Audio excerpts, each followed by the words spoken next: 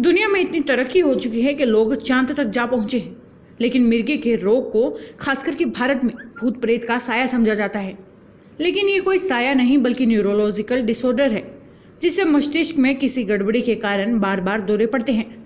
इस दौरान व्यक्ति का दिमागी संतुलन पूरी तरह से गड़बड़ा जाता है और उसका शरीर भी लड़खड़ाने लगता है। ये रोग बच्चों से लेकर बुजुर्ग तक किसी को भी घेर सकता है। हर व्यक्ति में मिर्गी के अलग अलग लक्षण दिखते हैं। किसी का शरीर दौरे के वक्त बुरी तरह से अकड़ जाता है तो कोई तेजी से झटके मारने लगता है। ऐसे में इस असाध्य रोग के बारे में और अधिक जानकारियां जुटाने के लिए सिटी बिग न्यूज की टीम पहुंची senior paediatric neurologist doctor Rakesh Jain के पास, जो गत दिवस इंडियन अकेडमी ऑफ पेडियाट्रिक की ओर से आयोजित चिकित्सकों की कार्यशाला में बतौर मुख्य वक्ता संबोधन करने पहुंचे थे। चलिए आपको भी दिखाते हैं कि मिर्गी रोग के बारे में डॉक्टर राकेश जैन का क्या कहना है। नमस्कार, सिटी बिग न्यूज़ पर मैं अंकिता सिंह आपका स्वागत करती हूँ। आज इस वक्त मेरे साथ मौजूद हैं डॉक्टर राकेश जैन, जिन्होंने यूके से ट्रेनिंग की है और 14 साल का इनका एक्सपीरियंस है। न्यूरोलॉजिस्ट हैं, चाइल्ड न्यूरोलॉजिस्ट हैं ये। आइए जानते हैं इनसे कि सर, आज बात करना चाहूँगी मैं आपके ऊपर। बच्चों में एक खास तरह की प्रॉब्लम देखी जा रही है, मिर्गी। क्या है सर ये प्रॉब्लम एग्जैक्टली? मिर्गी बेसिकली बच्चों में भी होती है, अडल्ट्स में भी होती है, सब में होती है। लेकिन जो बच्चों की मिर्गी होती है थोड़ी सी अलग तरह की होती है। सबसे पहले मैं आपको बताऊंगा कि मिर्गी होती क्या है, क्यों होती है मिर्गी। बेसिकली हमारे दिमाग के अंदर there are billions of neurons, और उनके अंदर जब करंट का फ्लो ठीक नहीं होता है, if there is some sparking, तो वो स्पार्किंग जो है एक मिर्गी, एक दौरे का फॉर्म ले लेती है। दौरे किसी भी तरह से आ सकते हैं हमारे शरीर के अंदर। पूरी शरीर में झटका आना, आंखें ऊपर हो जाना या आंखें ठहर जाना, शरीर के किसी एक हिस्से का काम करना बंद कर देना या ज़्यादा झटके मारना, आवाज़ बंद हो जाना, बहुत सारे तरह की एपिलेप्सी होती है। और बच्चों में एपिलेप्सी का या मिर्गी का ये रहता है कि उसको कई बार आइडेंटिफाई करना, ख़ासतौर पर जो छोटे बेबी होते हैं, स्मॉल बेबी जो न्यू बॉर्न हैं या इन्फेंट हैं, वो बहुत सारी ऐसी मूवमेंट करते हैं। पर्टिकुलरली जो हमारे न्यूक्लियर फैमिलीज़ में न्यूली पेरेंट्स हैं, जिन्होंने ज़्यादा डेवलपमेंट बच्चों की देखी नहीं है, तो बच्चा जो अलग अलग मूवमेंट करता है, कई बार सोते हुए, कई बार जागते हुए, तो पेरेंट्स आर कंफ्यूज्ड कि कौन सी मूवमेंट नॉर्मल है, कौन सी अबनॉर्मल है, कब डॉक्टर के पास लेके जाना है। तो यही सब चीज़ें अगर हम थोड़ा सा जान लें कि मिर्गी बच्चों में किस तरह से होती है, उसको अगर हम ठीक तरीके से आइडेंटिफाई कर लेते हैं, तो मिर्गी की outcome is not that bad. करीबन 70-80% तक जो बच्चे हैं वो बिल्कुल ठीक हो जाते हैं, अगर हम जल्दी मिर्गी को पहचान लें, उसकी सही जांच कराएं और सही तरह से उसका ट्रीटमेंट शुरू करें। सर, क्या रेट है बच्चों में, लाइक कितने परसेंट बच्चे जो है इस बीमारी से ग्रस्त हैं? मिर्गी काफ़ी गंभीर बीमारी है। अगर आप नंबर के हिसाब से बात करते हैं तो करीब करीब आप ये मान के चलिए 1 से 2 बच्चे 1000 में से मिर्गी के से ग्रसित होते हैं। ठीक है, उनमें से कारण बहुत सारे होते हैं। कई बार फीवर से भी सीजर आ जाते हैं, उनको हम सही तौर पे मिर्गी नहीं बोलते हैं, उनको फेब्राइल सीजर बोलते हैं और आउटकम उनकी बड़ी अच्छी होती है। लेकिन और बहुत सारे कारण होते हैं मिर्गी के, जैसे बच्चा है जन्म के टाइम पे अगर नहीं रोता है ठीक से तो उसके दिमाग में डैमेज हो जाता है, उससे भी मिर्गी कई बार हो जाती है। कई बार हमारी जो प्रथा है कि बच्चे को फीड नहीं करा पाते हैं ठीक से, कोई शहद देने की कोशिश करता है और बच्चे के ब्लड में ग्लूकोज की कमी हो जाती है, जिसको हम हाइपोग्लाइसीमिया बोलते हैं।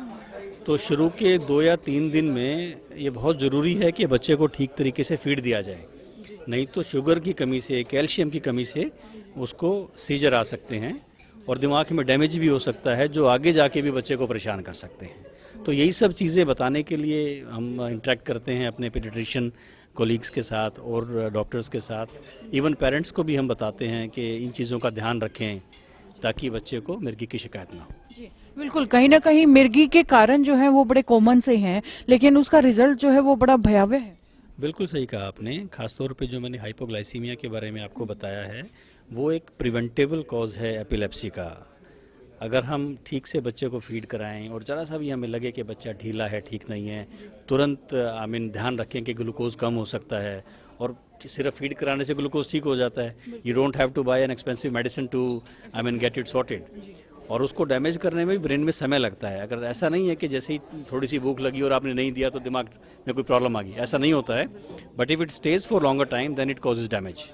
सो इट इज़ एक्सट्रीमली इम्पॉर्टेंट कि हम टाइमली मतलब उन चीज़ों का ध्यान रखें।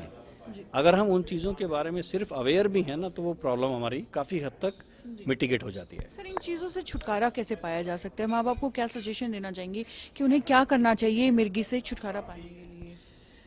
देखिए, कुछ चीज़ें तो हैं, जैसे मैंने आपको बताया बर्थ एस्फिक्सिया के बारे में, जैसे जो बच्चे रोते नहीं हैं, अगर हम ट्रेंड डॉक्टर से डिलीवरी कराते हैं तो प्रॉपर फॉलोअप करते हैं, एक तो ये है कि उसमें एस्फिक्सिया के चांस कम होते हैं।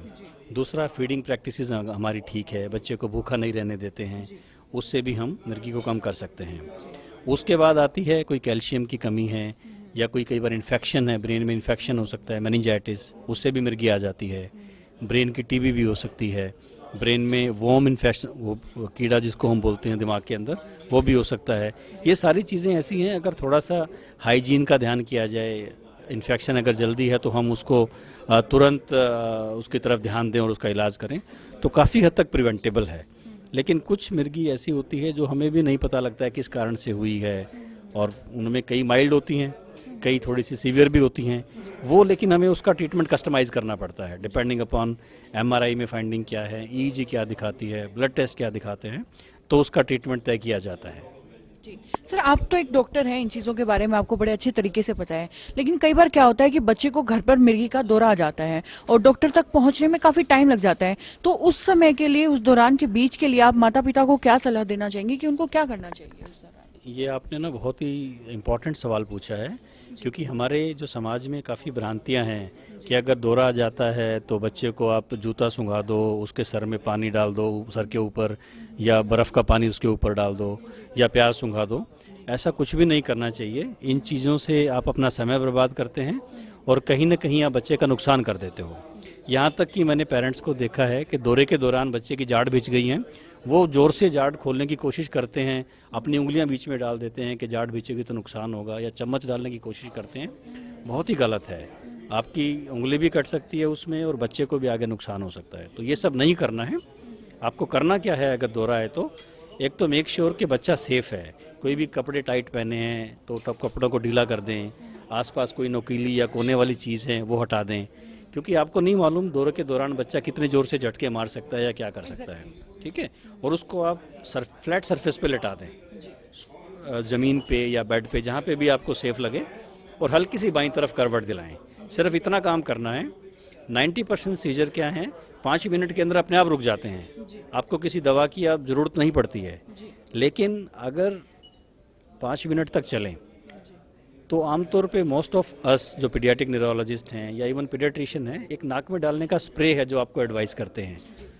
अगर आपके बच्चे को पहले कभी दौरा आया है तो वो स्प्रे आप अपने घर में ज़रूर संभाल के रखें। जैसे ही दौरा आए तो एक आदमी जो है बच्चे का ध्यान रखे और दूसरा तुरंत उस स्प्रे को साथ में ले आए, और 5 मिनट तक अगर दौरा चलता है तो वो स्प्रे आप दे दें, उससे दौरा रुक जाएगा।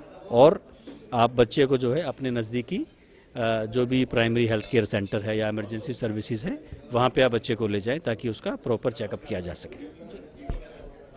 ये थे हमारे साथ डॉक्टर राकेश जैन जी, जो कि हमारे एक बड़ी ही आम बीमारी है मिर्गी, उसके बारे में उन्होंने हमें बड़ी अच्छी जानकारियां दी हैं। आगे भी इनसे यूं ही हम इस बारे में जानकारियां लेते रहेंगे। देखते रहिए सिटी बिग न्यूज़। नमस्कार।